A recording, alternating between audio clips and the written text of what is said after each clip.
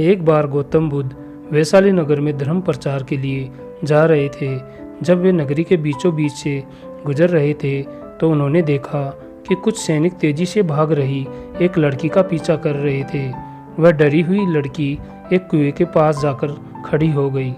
वह हाँफ रही थी और प्यासी भी थी। बुद्ध ने उस बालिका को अपने पास बुलाया और कहा कि वह उनके लिए कुएं से पानी निकाले, स्वयं भी पिए और उन्हें भी पिलाए। इतनी ही देर में सैनिक भी वहां पहुंच गए। बुद्ध ने उन सैनिकों को हाथ के संकेत से रुकने को कहा।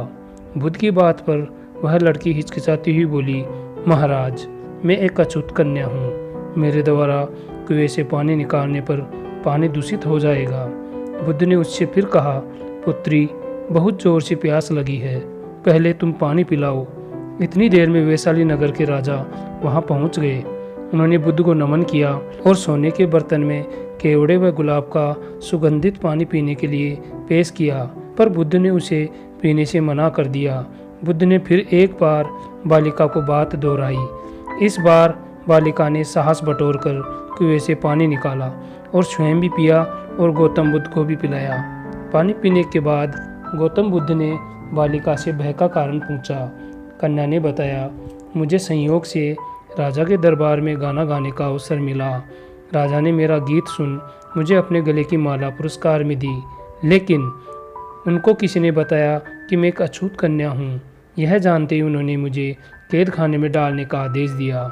मैं किसी तरह से वहाँ से बचकर आ पहुँची कि आप मिल गए। इस पर बुद्ध ने राजा से कहा, सुनो राजन, मैं चाहता हूँ कि आप मेरी बात हमेशा के लिए याद रखें। किसी भी इंसान की पहचान उसके धर्म या जाति से नहीं, बल्कि उसके गुणों व कर्मों से होती है। जिस बालिका के मधुर कंठों से निकले गीत का आपने आनंद उठाया, उसे पुरस्कार दिया, जिसके कार्य इतने अच्छे हैं, वह अछूत हो ही नहीं सकती। यहाँ पर नीच सोच और छोटे कार्य करके अछूत होने का परिचय तो आपने दिया है। इसलिए मेरी नज़रों में अछूत यह कन्या नहीं, बल्कि आप हैं। वैशाली नरेश बुद्ध के सामने शर्मिंदा होने के अलावा और कर भी क्या सकते थे। उन्होंने बुद्ध से क्षमा मांगी और वहाँ से चले गए। तो दोस्तों, इस कहानी से यह शिक्षा मिलती है कि कोई भी इंसान अपने कार्यों और विचारों से बड़ा बनता है, ना कि धर्म और जाति से।